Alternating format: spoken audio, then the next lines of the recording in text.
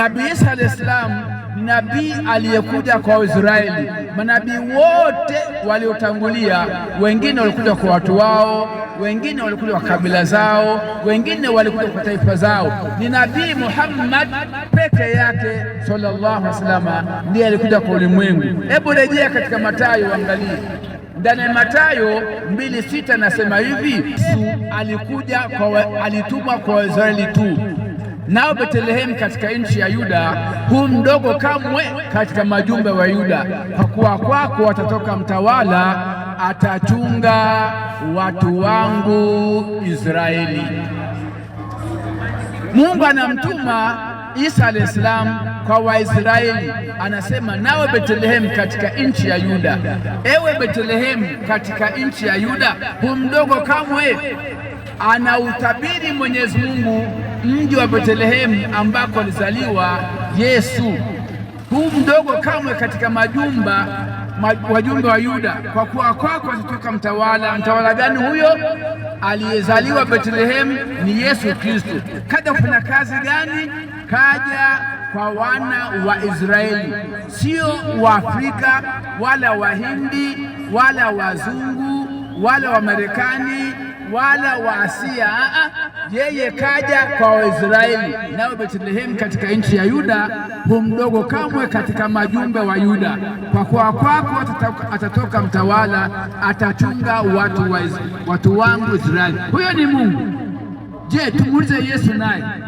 Yesu anasema hivi ndani ya Mathayo 5:10, anasema sikutumwa ila kwa kondoo waliopotea wa nyumba ya Israeli. Akianzia na maneno haya, hao Ithnashara Yesu aliwatuma akiwaagiza akisema, katika njia ya mataifa msiende, wala katika mji wowote wa Masamaria msiingie.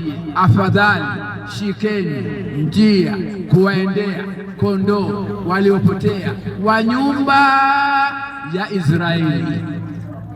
Kwa hiyo Yesu naye anawaagiza wanafunzi wake 12 kwa mataifa wasiende, wala katika mji wowote wa Masamaria wasiingie.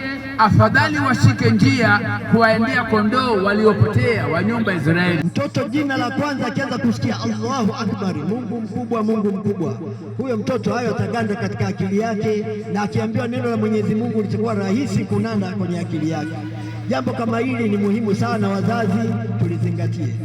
Umeshamzaa mtoto tu, pale pale tafuta kitu kitamu kama tende au asali, msugulie kwenye fizi zake, ili atakapozaliwa, ili aanze kunyonya, bongo zake fizi zifunguke, apate mishipa ya fahamu ifunguke haraka, aweze kunyonya vizuri. Mtoto kama huyu Mungu atamjalia, atapata nguvu ya machafu yake, yatanyonya maziwa yako vizuri. Mungu atajalia maziwa yako atatoka kwa wingi. Lakini mtoto unaanza kumpa jina baya, unaanza kumfunga hirizi, unamfunga uzi mweusi kiunoni, unamwekea kamba mkononi nyeusi. Wewe Mungu kakupa huyu mtoto, kakuwekea tumboni kwako, hakushialia shiriki yoyote wala kitu chochote. Mungu mwenyewe kamlinda. Leo Mungu amlete duniani, alafu unamwekea ushirikina wa kumvisha mtoto wako ushanga mweusi kiunoni, unamwekea mvuje mkononi. Yaani wewe uamini kudra ya Mwenyezi Mungu kwamba anaweza kumlinda mwanao. Pia mtoto anapozaliwa anatakiwa aombewe dua. Mtume sallallahu alaihi wasallam, watoto wake walikuwa wakizaliwa, wajukuu zake anawakalisha hapo, anawafunika na kitambaa, anawaombea dua. Lazima tujifundishe mambo ambayo yatatusaidia katika maisha yetu ya siku zote.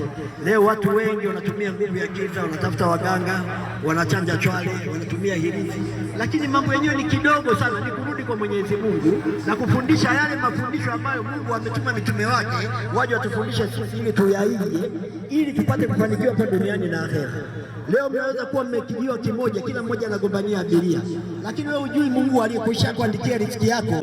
Lao ungemtegemea Mwenyezi Mungu haki ya kumtegemea, Mungu angekuruzuku bila kutarajia wewe, wala si kwa nguvu yako. Leo ukimuuliza hapa tangu asubuhi nani kapiga simu kumpigia mzazi wake au ndugu yake ili kuweka ukaribu na Mungu, hakuna hata mmoja.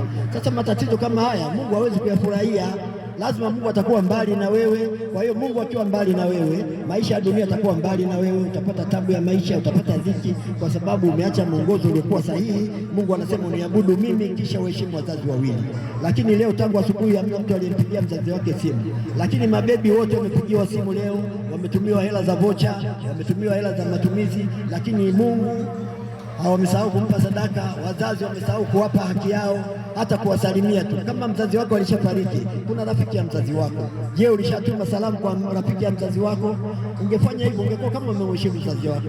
Hao waliotangulia mbele yake wanatakiwa waombewe dua, na sisi wenyewe tunatakiwa tuombe dua, Mungu atukinge na mabalaa kama haya. Kama hatuwezi kuyafuata maneno haya na tukaingia katika njia iliyonyooka, siku ya Kiyama tutapata adhabu nyingi na adhabu kubwa, tena adhabu itatuanzia kaburini.